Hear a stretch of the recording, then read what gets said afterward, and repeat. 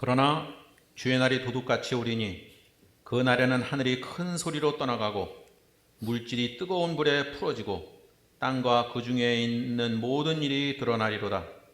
이 모든 것이 이렇게 풀어지리니 너희가 어떠한 사람이 되어야 마땅하냐? 거룩한 행실과 경건함으로 하나님의 날이 임하기를 바라보고 간절히 사모하라. 그날에 하늘이 불에 타서 풀어지고 물질이 뜨거운 불에 녹아지려니와 우리는 그의 약속대로 의가 있는 곳인 새 하늘과 새 땅을 바라보도다.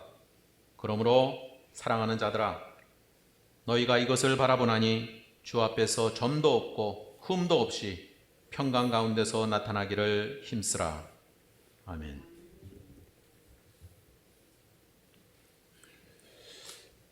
오늘 말씀의 주제는 설교 제목에 이미 나타나 있지만 거룩입니다. 아마 별로 교인들이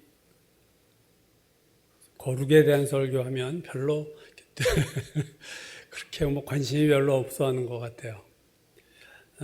지난 7월 18일 주일부터 지난주 8월 8일이었죠.까지 그 쭉 1년의 설교는 제가 의도한 바는 아니었는데 결과적으로 그 모든 설교의 연결점이 거룩입니다. 그래서 오늘 설교까지 포함하면 5주의 설교가 어떤 거룩이라는 키워드를 가지고 서로 다 연결되어 있다는 거죠. 그래서 오늘 설교 말씀, 본문 말씀을 전하기 전에 지난 4주 동안의 설교를 거룩의 관점에서 다시 한번 좀 상기시켜 보려고 합니다. 4주 전 7월 18일 날 지성소까지 나아가자라는 제목으로 성막의 거룩함에 대한 말씀을 제가 전했습니다.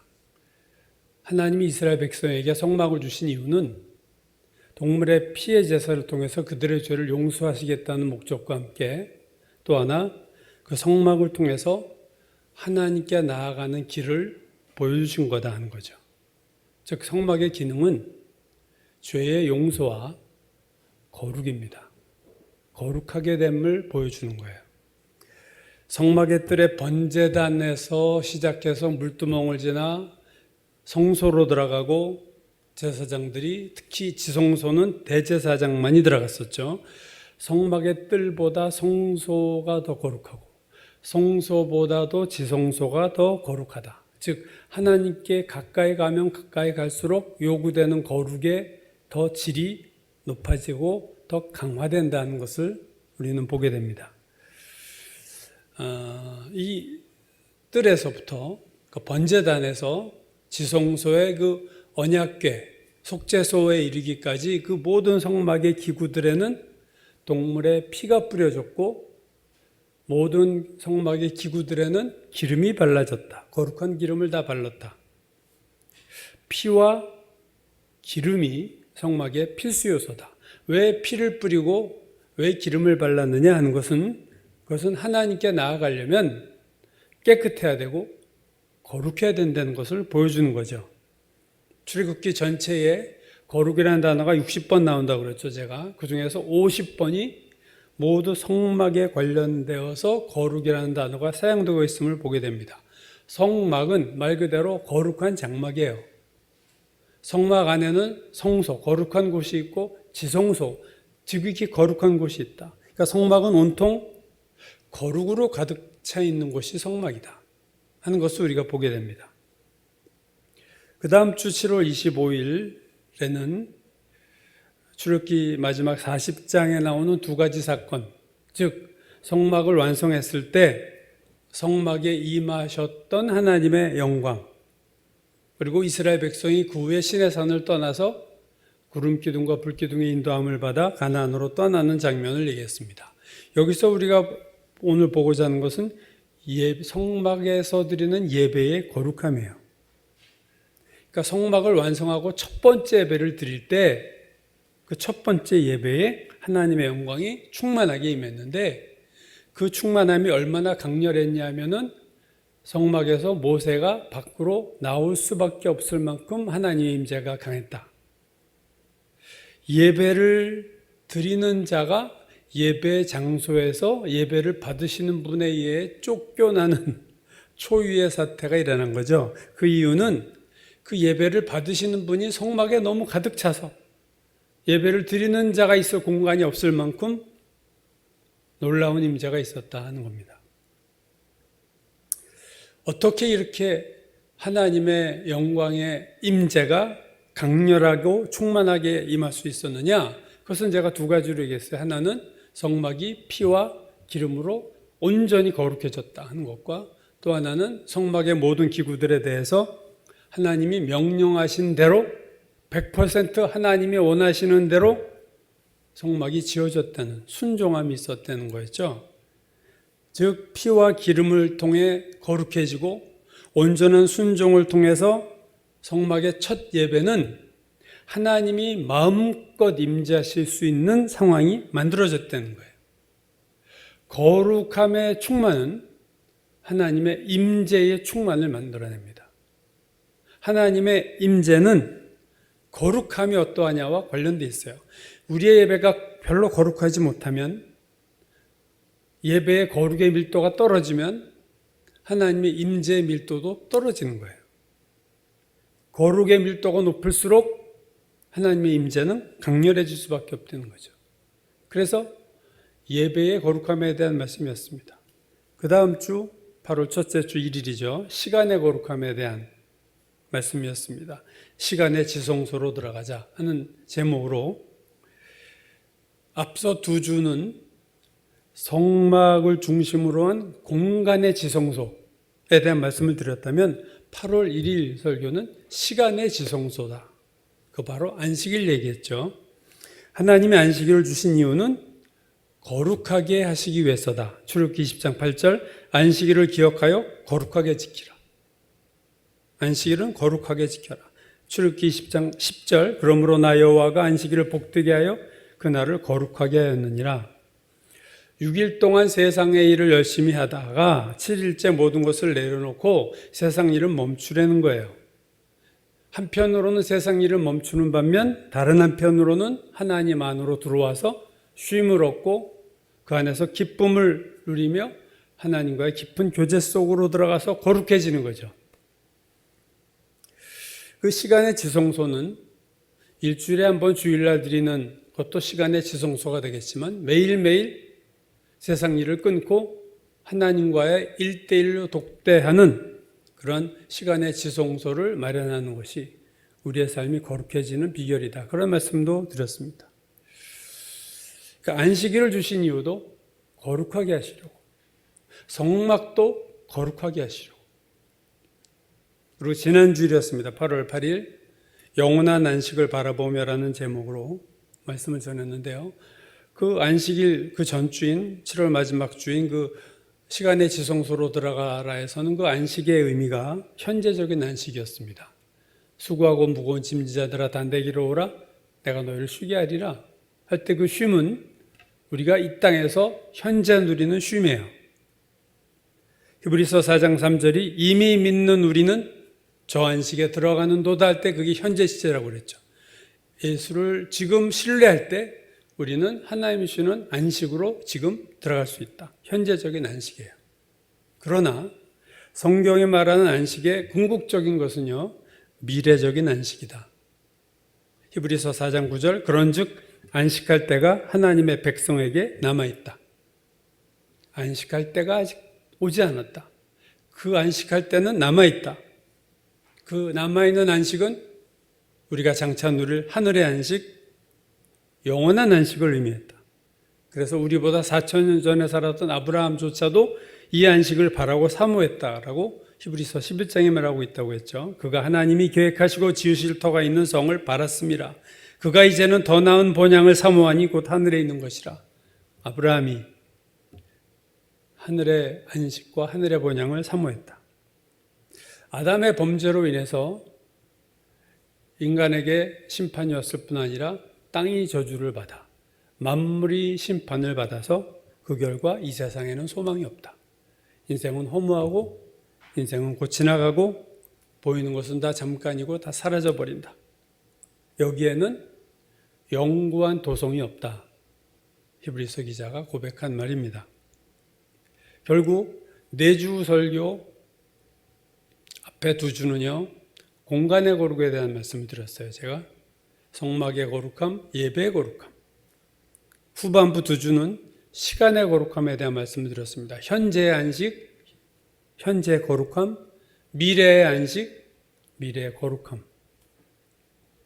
그러니까 하나님은 거룩을 시간에도 만드셨고 공간에도 만들어 놓으셨어요. 시공간에 다 만들어 놓으셨어요. 그리고 장차 영원한 시간과 영원한 공간에 영원한 안식을 만들어 놓으셨다. 그래서 모든 하나님의 안식은 시간과 공간과 현재와 미래에 다 준비되어 있고 우리가 들어갈 수 있도록 만들어 놓으셨다. 그러므로 아브람뿐 아니라 아담 이후의 모든 시대의 하나님의 백성의 궁극적인 소망은 하늘의 안식, 천국의 안식이 될 수밖에 없다 하는 얘기가 지난주까지의 말씀이었습니다. 자, 이제 오늘 본문 말씀인 베드로서 3장 10절 이하를 보면요, 오늘 베드로서 3장 10절에서 오늘 본문 전체가 그날에 대한 말씀이에요. 그날. 오늘 10절 시작절을 보시면 그러나 주의 날이 도둑같이 오리니 그날 세상의 마지막 날, 그날은 구약에서는 그것을 여호와의 날이라고 말하고 신약에서는 주의 날이라고 말했어요. 오늘 본문도 주의 날이 도둑같이 오리니 그날에는, 그러니까 그날이 주의 날이에요. 근데 오늘 본문을 보면요, 그날에 두 가지 엄청난 사건이 일어난다는 거예요. 첫 번째 사건은 뭐냐면요, 하늘과 땅이 사라지고 해체되는 거예요. 오늘 10절. 그러나 주의 날이 도둑같이 오리니 그날에는 하늘이 큰 소리로 떠나가고 물질이 뜨거운 불에 풀어지고 땅이 없어지고 해체되고 하늘이 사라진다. 또 그날에 일어날 두 번째 사건은요, 새하늘과 새 땅이 나타나는 거예요. 12절 13절. 그날에, 또 그날이 나오죠. 그날에 하늘이 불에 타서 풀어지고 물질이 뜨거운 불에 녹아지려니와 우리는 그의 약속대로 의가 있는 곳인 새하늘과 새 땅을 바라보도다. 한마디로 말하면 그날에는 두 가지 사건이 일어나는데 우리가 보는 하늘과 우리가 발을 딛고 있는 땅이 해체되고 없어지는 것과 동시에 새로운 하늘이 생겨나고 새로운 땅이 만들어진다. 그날은 전무후무한 날입니다, 여러분. 역사상 이런 날이 없어요. 하늘과 땅이 다 사라지고 새로운 하늘과 땅이 주어지는, 한마디로 천지개벽이 일어나는 날이 바로 그날입니다. 그게 언제요? 주님이 재림하는 날. 그날에 엄청난 사건이 발생해서 하늘과 땅이 사라지고 천지는 없어지고 새로운 천지, 새로운 하늘과 새로운 땅이 나타나요. 자, 이 엄청난 사건이 일어난다는 것을 오늘 본문에서 베드로가 말한 후에 우리에게 질문을 하나 합니다. 그 질문이 뭐냐면 11절에요. 이 모든 것이 이렇게 풀어지리니 너희가 어떠한 사람이 되어야 마땅하뇨? 기존의 하늘 땅이 없어지고 새로운 하늘과 새로운 땅이 온다면 우리가 어떤 사람이 되는 것이 마땅하겠느냐는 거예요. 한번 생각해 보라는 거예요. 여러분, 하늘과 땅이 사라지면 내가 살던 아파트와 집이 어떻게 되겠어요? 내가 애지중지하는 그 비싼 차가 어떻게 되겠어요? 은행에 모아둔 돈이 어떻게 되겠어요? 내 몸은 어떻게 될 것 같아요? 우리 자녀들은 어떻게 될 것 같아요? 물어보나 마나 다 사라지고 무너지고 없어집니다. 사람들이 열심히 사는 이유는 자신과 자신의 가족을 위해서 열심히 살아요. 그래서 집도 장만하고 차도 사고 돈도 모으고, 근데 그것이 그날에 다 사라지는 거예요. 하늘이 없어지고 땅이 해체되는 판에 우리의 소유와 우리의 생명과 우리의 몸이 대해서 말해서 뭐 하겠어요? 여러분, 세상 종말에 대한 영화가 많지만 하늘과 땅이 사라지는 것은 상상도 못해요. 그 영화에서조차도 상상 못하는 일입니다. 그냥 재난이 오고 뭐 바다가 그냥 해일이 일어나고 지진이 나고 뭐 이런 재난이지 하늘이 없어지고 땅이 사라지는 일은 재난 영화에서도 안 나오는 재난이에요. 그것이 장차 주의 날에 현실화될 것이다. 그렇다면 이렇게 세상이 이런 현실이 일어난다면 우리도 현실적으로 생각해 보세요. 나는 현실적으로 어떤 사람이 돼야겠느냐는 거예요, 베드로는. 자, 세상이 이렇게 되는데 돈을 모으는데 열심인 자가 돼야겠느냐? 내가 승진하려고 애쓰는 자가 돼야 되느냐? 어떤 사람이 되는 게 마땅하냐? 이렇게 질문을 하고 대답도 해요. 11절, 12절. 너희가 어떤 사람이 되어야 마땅하냐? 그 다음에 대답을 하죠. 거룩한 행실과 경건함으로 하나님의 날이 임하기를 바라보고 간절히 사모하라. 베드로의 대답은 거룩한 행실과 경건한 사람이 되려는 거예요. 오늘 본문 마지막 절도 같은 결론을 내리죠. 그러므로 사랑하는 자들아 너희가 이것을 바라보나니 주 앞에서 점도 없고 흠도 없이 평강 가운데서 나타나기를 힘쓰라. 무엇에 애를 쓰려는 거예요? 거룩한 자가 되기 위해서 애를 쓰려는 거예요. 점도 없고 흠도 없이 주님 앞에 서도록 거룩한 행실과 경건함의 사람이 되도록 한마디로 베드로는 너희가 어떤 사람이 되어야 마땅하냐? 거룩한 사람이 되라. 이게 베드로의 결론입니다. 오늘날은요, 거룩이 가장 재미없는 주제예요. 이 시대에서 거룩 얘기하면 제일 재미없는 얘기. 세상 사람은 물론이고 믿는 자들도 거룩에 별 관심이 사실은 없습니다. 내가 거룩해지려고 신앙생활을 한다는 사람 찾기 참 어려워요. 오늘날의 시대는 거룩과 반대인 쾌락의 시대입니다. 쾌락의 시대예요. 디모데후서 3장 말세에 고통하는 때가 이르리니 사람이 세 가지를 사랑합니다. 쾌락을 사랑하고 돈을 사랑하고 자기를 사랑한다. 세 가지 사랑. 그때 또 하지 않는 것들이 있어요. 감사하지 아니하며 거룩하지 아니하며 선한 것 좋아하지 않고 절제하지 않고. 요즘 뉴스를 보면요, 우리나라도 그렇고 외국도 그런데 막 부모를 죽이는 뉴스, 자기 애를 죽이는 친엄마와 계부가 합쳐서 애를 죽이고, 이게 벌써 몇 번째 사건인지 몰라요. 엄마를 죽이고 자기 아버지를 찔러 죽이고. 우리나라 뉴스예요. 제가 뉴스 보면서 계속 어떻게 이런 뉴스들이 계속 나? 자기 누나를 처참하게 찔러 죽이고 동생, 어제 뭐 또 판결이 나왔어요. 이게 이제 뭐 부모를, 디모데후서 3장처럼 부모를 거역하며 원통함을 풀지 아니하며 비방하며 무정하며. 인터넷 댓글 보세요. 얼마나 비방의 글이 많은지 모릅니다. 악한 독한 얘기들을 댓글에 쏟아내는 이 시대 아니겠어요? 오늘날의 시대는 아마 역사상 가장 거룩하지 못한 시대가 될 겁니다. 이렇게 대중적으로 성적인 타락을 한 시대가 없었고 그 핵심은 동성애예요. 동성애가 이렇게 보편적인 세상이 없어요. 뉴스를 보니까 저는 7월에 영국에서 미국의 선교사가 길에서 이제 설교를 하는 거죠. 그러다가 무지개 깃발 단 교회는 가지 말아라. 그러니까 동성애를 상징하는 게 무지개 아니에요. 근데 아마 교회에 무지개 깃발이 꽂힌 교회들이 많나 봐요. 런던에. 그래서 무지개 깃발 꽂힌 교회는 가지 말고 동성애 이거는 안 된다고 했더니 고소가 들어와서 이 사람이 체포되고 구금이 됐어요.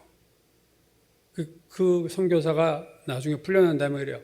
영국의 모든 시스템이 동성애를 말하는 것에 대해서 막 위협과 분노와 아주 그냥 그 공포로 가득 차 있다. 우리나라도 차별금지법 얘기가 나오고 지금 통과하려고 하죠. 이게 통과되면요 비슷한 일이 일어나는 거예요. 동성애 뭐에 대해서 뭐 얘기하면요 잡혀가는 거예요 이제.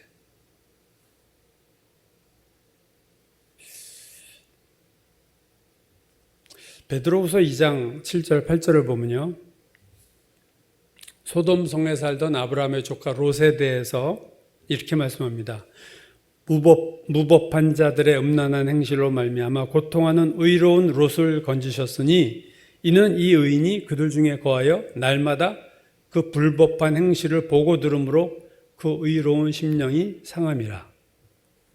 소돔성에 살던 롯은 육신적인 신자의 대표적인 예입니다. 세상적인 그리스도인의 대표적인 예가 롯이에요. 근데 롯이 왜 육신적인 신자가 되느냐? 왜 거룩하지 못한 신자가 되느냐? 롯의 주변 사람들이 법이 없는 무법한 자들이고 음란한 행실의 사람들이에요. 그래서 본문에 보면 롯이 그들 중에 거하면서 날마다 그들의 악하고 음란한 행실을 보고 들음으로 영적으로 상처가 났어요. 의로운 심령이 상하니라. 예수께서 말씀하시기를 내가 다시 올 때 롯의 때와 같다고 말씀하셨죠. 오늘 이 시대가 저는 거의 롯의 때와 방불하다고 생각합니다. 롯의 이야기에 보면 동성애기가 나오죠. 거기서도. 저는 오늘날의 그리스도인들 중에서 가장 나오기 어려운 신앙의 유형은 거룩한 신앙이라고 생각해요. 돈 많은 신앙이 찾기 쉬워요. 국회의원 중에 정치인들 중에 예수 믿는 사람들 찾기 어렵지 않아요. 지식이 많은 그리스도인 중에 예수 믿는 사람 찾기 어렵지 않습니다. 그러나 거룩한 그리스도인 찾기가 어려운 거예요. 이 시대가 왜 거룩하지 않기 때문에. 쾌락의 시대, 타락의 시대가 너무 만연하다 보니까 롯처럼 예수 믿는 사람들이 매일 보고 들음으로 영적으로 상처가 나서 거룩하지 못한 신자들이 되어가고 있는 거예요. 먹히느냐 먹느냐의 싸움이에요. 내가 세상의 빛과 소금이 되느냐 아니면 세상이 나에게 밀물부터 들어와서 내가 세속화되느냐, 둘 중에 하나죠. 근데 오늘날 이 거룩은 이 시대에 잘 안 맞는 단어가 되고 말았어요. 그렇지만 이렇게 현실이 쾌락으로 가득 차 있고 돈 사랑으로 가득 차 있고 자기만을 사랑하는 이기주의로 가득 차도 하나님은 어느 시대나 동일하게 거룩함을 요구하세요. 내가 거룩하니 베드로전서 1장 14, 15절 너희는 순종하는 자식처럼 전에 알지 못한 때에 따르던 너희 사욕을 본받지 말고 오직 너희를 부르신 이처럼 너희도 모든 행실에 거룩한 자가 되라. 거룩한 자가 되라 명령해요. 왜 우리가 거룩해져야 되느냐? 성경은 둘로 얘기합니다. 하나는 내가 거룩하니 너희도 거룩하라. 하나님 아버지가 거룩하니까 자녀들도 너희들도 거룩해야 돼. 왕인 내가 거룩하니까 나의 백성인 하나님의 백성인 너희도 거룩해야 돼. 여러분, 거룩의 명령은요 세상 사람이 아닙니다. 예수 믿는 사람들에게 하시는 말씀이에요. 너희들은 거룩해야 돼. 레위기 11장 45절이 정확히 얘기해요. 나는 너희의 하나님이 되려고 너희를 애굽 땅에서 인도하여 낸 여호와라. 내가 거룩하니 너희도 거룩할지어다. 내가 너희를 애굽 땅에서 인도해 낸 여호와야. 너희 하나님이 된 거야. 그러니 너희도 거룩해. 왜 우리가 거룩해야 되느냐? 내가 거룩하니. 하나님이 거룩하니까. 내가 구원을 받았다는 것은 하나님의 백성이 된 거고 하나님의 자녀가 된 거예요. 신분이 바뀌었어요. 그래서 새로운 신분에 걸맞는 삶이 요구되는 것이 그게 바로 거룩입니다. 하나님 우리에게 요구하는 것은 내가 거룩하니 내가 거룩하니까 나를 찬양해. 이것만이 아니라 너희도 거룩해. 하나님 명령하실 때는요 불가능한 것을 명령하시는 법이 없습니다. 항상 가능해요. 거룩은 가능한 명령이다.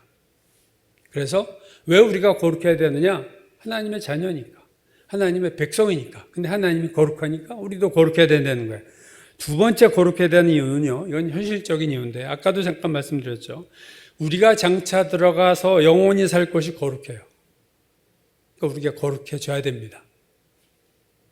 요한계시록 21장 2절에 보면 새 예루살렘 성을 이렇게 표현합니다. 또 내가 보매 거룩한 성 새 예루살렘이 하나님께로부터 하늘에서 내려오니 거룩한 성 새 예루살렘. 요한계시록 21장 10절 성령으로 나를 데리고 크고 높은 산으로 올라가 하나님께로부터 하늘에서 내려오는 거룩한 성 예루살렘을 보이니 예루살렘 성은요 다르게 말하면 홀리 시티 거룩한 성입니다. 왜 우리가 거룩해져야 되느냐? 우리가 살아야 되는 곳이 거룩한 곳이에요. 영원히 살아야 돼요. 거기 가서 거기서 하나님과 함께 살아야 되는데 하나님은 거룩하신 하나님이에요. 그러니까 현실적으로 늘 거룩한 하나님을 대면하고 살고 늘 거룩한 성에 들어가서 살아야 되려면 여기서 거룩한 자가 돼야 되는 거예요. 자, 우리가 거룩한 자가 돼야 된다고 보면 그렇다면 방법이죠. 어떻게 우리가 거룩해지느냐? 가장 핵심은 이겁니다. 디모데전서 4장 5절 하나님의 말씀과 기도로 거룩하여짐이니라. 거룩해지는 방법을 두 가지를 말씀해 주셨어요. 하나님의 말씀과 하나는 기도입니다. 말씀과 기도로 거룩해진다. 이 말은 거룩은 저절로 되는 게 아니라는 거예요. 거룩해지려면 누구나 말씀을 펴야 돼요. 거룩해지려면 기도를 해야 돼요. 예수를 믿은 모든 그리스도인들은 신분상 거룩한 성도입니다. 세인트예요. 캐톨릭에서는 특별히 성인 그러면 특별한 데레다 수녀 교황청이 임명하는 우리나라 103명인가 106명이 성인 걸 받았죠. 로마 캐톨릭으로부터. 캐톨릭적으로는 성인이 희귀하지만 고린도전서 1장에 보면은 예수 안에서 거룩하여진 자, 성도로 부르심을 입은 자, 그게 세인트예요. 성인입니다. 성자나 성인이나. 우리가 다 세인트예요. 그래서 Oh, when the saint go marching in, oh, when the saint go marching in. 성자들이 걸어서 march in 들어갈 때 Lord, I want to be in that number. 하나님 나도 그 숫자에 포함되기를 원합니다. 그 무리에 포함되기를 원합니다. 이 노래가 어디서 부르냐면 장례식에서 부른 노래예요. 성도들이 marching in 안으로 들어가요. 걸어서 마취하는 거예요. 행진하는 거예요. 그때 주님, 저도 저 무리에 들어가게 하소서. 우리가 신분상 거룩한 성도, 이미 성도가 거룩한 자가 됐어요. 근데 문제는 뭐냐면 실제적인 삶이 거룩하려는 거죠. 말씀과 기도가 없는 성도는 거룩하지 않습니다. 신분은 거룩할지 몰라도 신분만 거룩한 신분이지 신분만 왕족이지 사는 삶 보면 엉망개체반일 수 있어요. 말씀과 기도는 여러분 선택입니다. 그렇죠? 거룩해지려면 거룩해지는 방법을 내가 선택해야 돼요. 내가 말씀과 기도를 선택하지 않는데 말씀을 보지 않고 기도하지 않는데 거룩해지는 사람 없습니다. 거룩은 나의 능력의 문제가 아니에요. 하나님이 거룩하게 하세요. 히브리서 2장 11절 거룩하게 하시는 이와 거룩하게 함을 입은 자들이 다 한 근원에서 난지라. 거룩하게 하시는 이는 하나님이고 거룩함을 입은 자들은 우리예요. 우리는 거룩함을 입는 거예요. 내가 거룩한 게 없어요. 거룩의 옷을 입는 거예요. 출애굽기 31장 13절 나는 너희를 거룩하게 하는 여호와.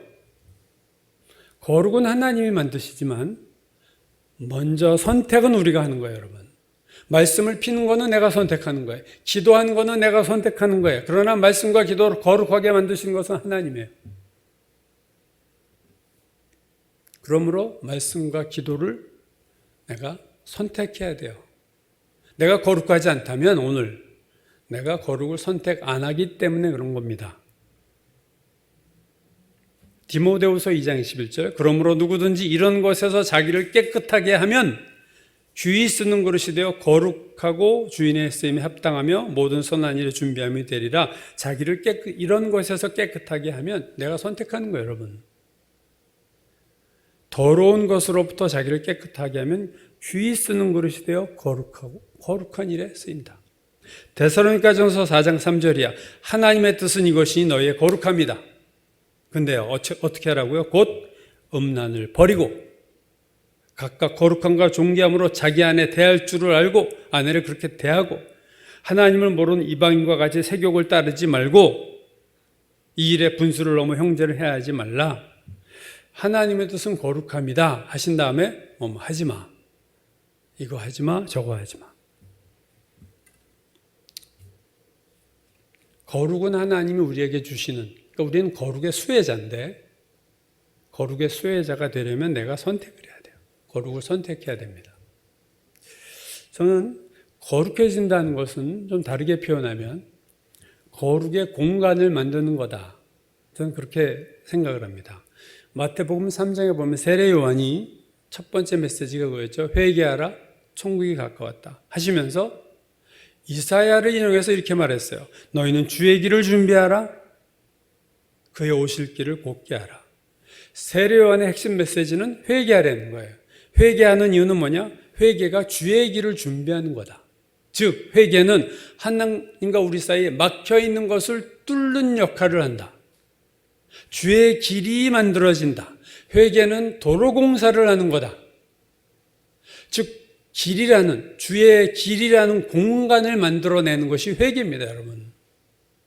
우리가 회개하지 않으면 하나님과 우리 사이에 길이 안 나요. 하나님 우리에게 오실 수가 없다 그 얘기죠. 그래서 회개한다는 것은 어떤 영적 공간을 만들어내는 거예요. 주님이 우리 가운데 오실 도로라는 공간을 만들어내는 것이 회개입니다. 예배에 있어서도 거룩도 역시 그 공간을 만들어내는 거죠. 우리가 거룩해진다는 것은 거룩하신 하나님이 우리의 예배에 임재할 수 있는 공간을 만들어내는 거예요. 출애굽기 40장에서 성막의 첫 예배에 하나님의 영광이 충만하게 임했던 이유는 그 성막이 거룩하게 준비가 되어 있었기 때문입니다. 하나님이 우리 예배 가운데 임하실 만한 영적 공간이 만들어져야 하나님이 우리 예배 가운데 임재하시는 거예요. 그 공간이 영적인 공간, 하나님이 오실 수 있는, 임재하실 수 있는 공간이 어떻게 만들어지느냐? 우리가 거룩해짐으로 그 공간이 만들어지는 거예요.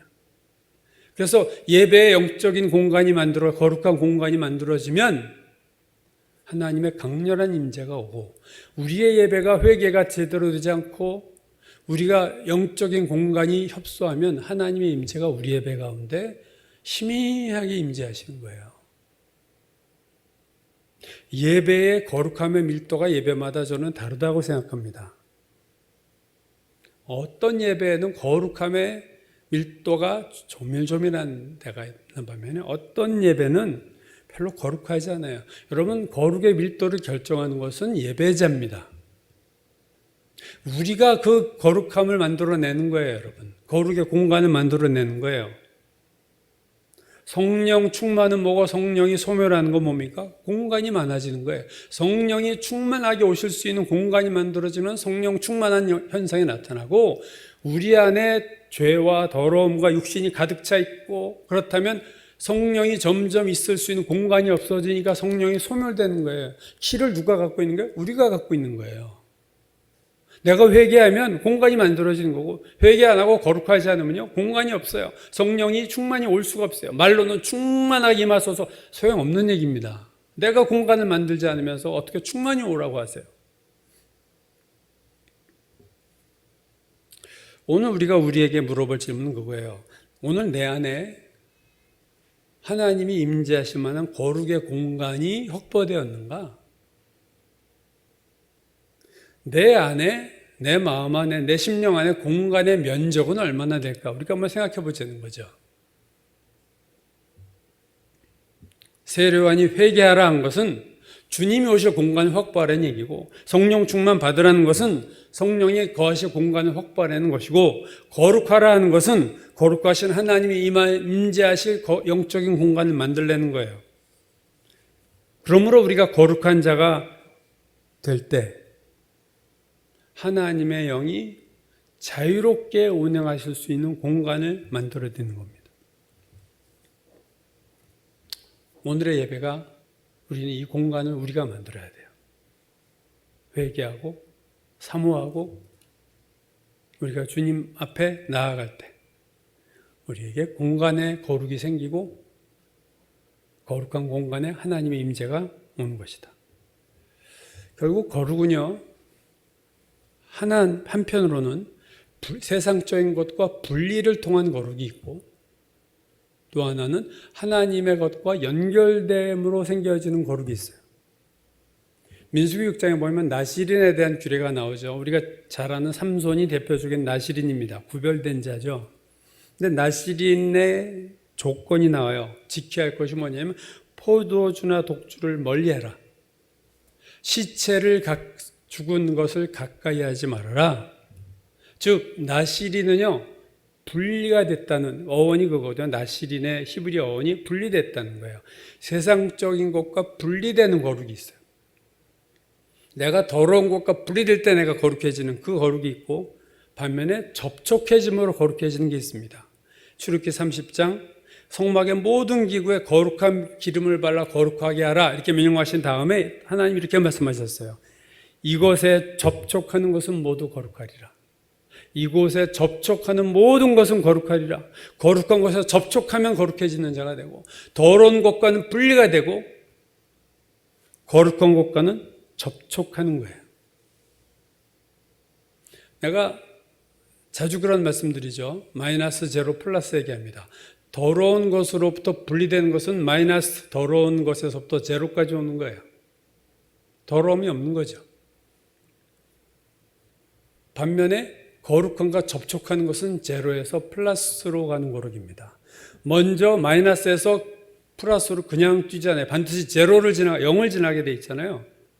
먼저 더러운 것으로부터 분리될 때 내가 마이너스가 없어지고 제로가 되는 거예요. 더러운 것이 없어지는 거룩이 먼저 와야 되고 그 다음에 그 제로에서 거룩한 것에 접촉이 되므로 플러스가 되는 거룩으로 나가는 것이 거룩의 순서입니다. 말씀과 기도로 거룩해진다고 할 때 말씀과 기도는 뭡니까? 하나님과 접촉하는 거예요. 접촉점입니다. 여러분 말씀과 기도가. 말씀 자체, 기도 자체가 하나님은 아니잖아요. 말씀을 내가 읽고 기도를 했어도 하나님과 접촉이 안 될 수 있어요. 중요한 건 말씀을 통해서 기도를 통해서 하나님, 거룩하신 하나님과 접촉이 될 때 우리도 거룩해지는 거예요. 그래서 말씀과 기도로 거룩해지느니라 그렇게 말씀하신 겁니다. 이걸 다르게 말하면 하나님과 접촉함으로 거룩해지느니라 거룩한 하나님과 접촉함으로 너희가 거룩해지느니라 이렇게 말씀하시는 것과 같은 말입니다. 오래전 영화인데요. 1900년도 말쯤에 나온 접속이라는 영화가 있습니다. 지금도 유명한 그 남녀 배우가 인터넷 전에 PC통신의 시대가 있었어요. PC통신에서 서로 이렇게 파란 컴퓨터 화면에 글자 탁탁탁 쳐가면서 대화하는 그 PC통신으로 서로 이렇게 만나기 시작하죠. 그러다가 결국은 우여곡절이 있으면 친밀해져 가지고 마지막 그 영화의 장면은 그 둘이 사이버상에서 만나는 것이 아니라 현실의 극장 앞에서 만나는 것으로 영화가 끝이 납니다. 끝나면서 그 아주 유명한 주제가 팝송도 나오는 아마 요즘 세대는 그거 재미없어 못 볼 거예요. PC통신이 뭐야? PC통신이 톡톡톡톡 화면 파란 화면. 저는 그 영화를 볼 때 그런 생각을 했어요. 자, 두 사람이 PC통신에서 만나. 그러니까 만나고 있지만 만남이 제약돼 있잖아요. 얼굴도 모르고 이름도 모르고 그 사람 아는 거 별로 없어. 그냥 우리가 하나님 만나 이 세상에서 하나님 만나는 것도 이렇게 만나는 거라고 저는 생각합니다. 하나님 잘 아직 몰라요. 고린도전서 13장 마지막에서 바울이 이렇게 얘기했죠. 우리가 지금은 거울로 본 것 같이 희미하나 그때는 얼굴과 얼굴을 대하여 볼 것이요 지금은 내가 부분적으로 하나 그때는 주께서 나를 아신 것 같이 내가 온전히 알리라. 지금은 피스통신하듯이 우리가 하나님과 말씀과 기도로 이렇게 커뮤니케이션을 하고 접촉을 해야 자꾸 접속을 하고 있습니다. 하늘나라에 지금 컴퓨터 접속하듯이 접속을 하고 있어요. 근데 희미해요. 하나님의 존재가 아직도 희미해요. 그럴 수밖에 없어요. 직접 만난 게 아니니까. 그러나 그날이 오면 눈으로 대면해서 하나님 볼 날이 올 거다. 그 얘기죠. 지금은 거울로 본 것처럼 희미한 하나님을 만납니다. 말씀을 통해서, 기도를 통해서. 하나님 부분적으로밖에 모르지만 그날에는 주님이 나를 안 것처럼 나도 주님을 온전히 알리라. 얼마나 이게 놀라운 일입니까? 여러분 그때까지 우리가 주님과 자주 접촉하셔야 됩니다. 말씀으로 접촉하고 기도로 접촉해야 돼요. 힘이 하더라도 접촉하셔야 돼요. 그 자꾸 접촉하다 보면은 중요한 것은 거룩하신 하나님과 말씀과 기도로 접촉하다 보면 어느 순간 우리도 거룩함을 입게 돼 있는 거예요. 그래서 말씀과 기도로 거룩하여지느니라 하신 겁니다. 여러분, 우리가 오늘 요새 얼마나 하루에도 자주 인터넷에 접속합니까? 얼마나 휴대폰에 접속하며 사닙니까? 반면에 하나님은 별로 접속 안 하지 않나요? 결국 아무리 접속해봤자 뻔한 휴대폰, 인터넷, 그거의 접속은 그렇게 하루에도 수십 번을 하면서 하나님과의 접촉을 한 번도 하루에 안 한다면 그리고 우리가 어떻게 거룩한 성도가 되겠습니까? 그 사람이 어떠하냐는 그 사람이 무엇과 접촉하느냐로 결정되는 거예요. 매일 악한 사람 만나고 롯처럼 소돔성에서 음란한 사람들 속에 있으면요, 심령이 다 영적으로 상처가 나고 손상이 되고 더럽혀지는 거예요. 내가 오늘 무엇과 접속하고 오늘 내가 무엇과 접촉하느냐가 그렇게 중요한 거예요. 하나님과 말씀과 기도로 접촉하고 접속하는 자는요, 변합니다. 반드시 변하게 돼 있어요. 내가 변하지 않으려고 해도 변하게 돼 있어요. 하나님 만나면. 그분 자체가 주는 거룩함 때문에 나도 거룩해지는 거예요. 자석에 붙은 쇠도 자석화되듯이 하나님과 접촉된 하나님의 백성은 점점점 거룩해질 수밖에 없습니다. 결론을 내리면 현재의 하늘과 땅은 다 사라질 거예요. 그리고 하나님이 새롭게 창조하신 새 하늘과 새 땅이 다가올 겁니다. 자, 이런 이게 현실인데, 앞으로 일어날 현실인데, 이러한 현실 속에서 우리가 인생의 기초를 어디에 둬야 될 거냐? 이거 분명히 해야 되는 거예요. 다가올 새 하늘과 새 땅의 기초를 두는 삶을 살 거냐? 아니면 지금 우리가 눈으로 보는 하늘과 땅에 속한 이 세상의 인생의 기초를 두고 살 거냐? 거기에 따라 우리 인생은 천차만별이 되는 거예요.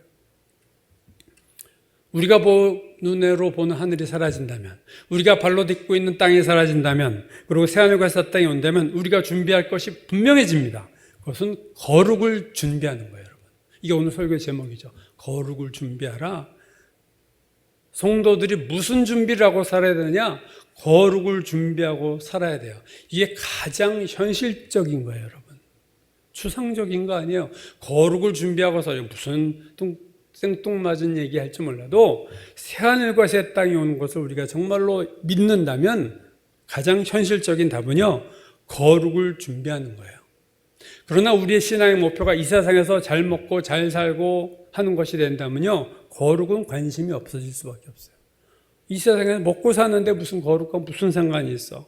그러나 인생의 목표가 이 세상이 아니라 새하늘과 새 땅에 올 새 예루살렘 성, 거룩한 성이 내 인생의 목표가 된다면 우리가 이 세상에서 준비할 것은 거룩입니다.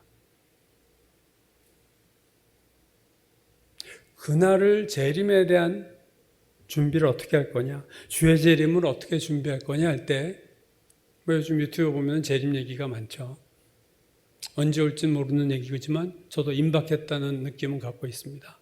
그런데 중요한 것은 재림의 날짜를 아는 게 중요한 게 아니에요. 내가 휴고되리라 소원하는, 내가 그렇게 소원한다고 휴고되는 거 아니에요. 준비된 자가 휴고되는 거예요. 뭘 준비합니까? 거룩을 준비하려는 거예요. 세상 삶은 거룩하게 살지 않으면서 주의 오실 날을 사모한다? 이거 바보예요. 만나서 어떻게 하려고? 책망이나 들으려고?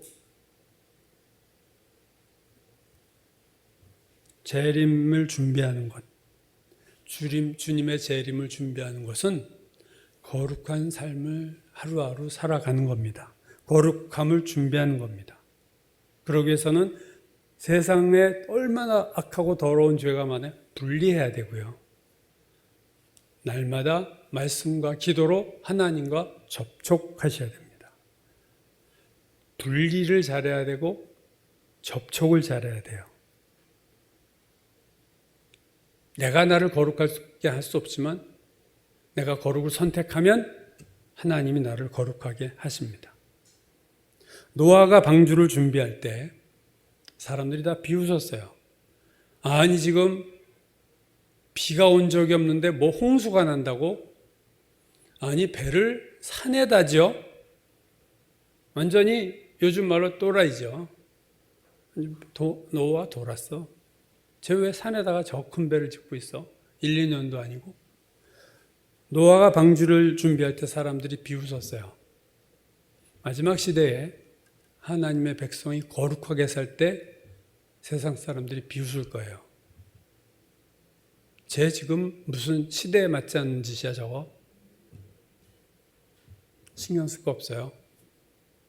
주님이 오실 때가 가까이 왔고 우리는 준비를 해야 되는데, 노아는 방주를 짓는 것으로 홍수를 준비했다면 우리는 거룩을 준비하는 것으로 주의 재림을 준비하셔야 됩니다. 거룩에 도전을 하시고 끊을 거 끊으시고 여러분이 선택을 하셔야 돼요. 접속을, 하나님의 접촉을 하셔야 돼요. 말씀의 접촉, 기도를 통한 접촉, 그 접촉을 할 때 노아가 방주를 준비함으로 구원을 얻은 것처럼 우리도 거룩을 준비함으로 주님의 재림에 할렐루야로 주님께 화답하는 복된 자가 될 줄로 믿습니다.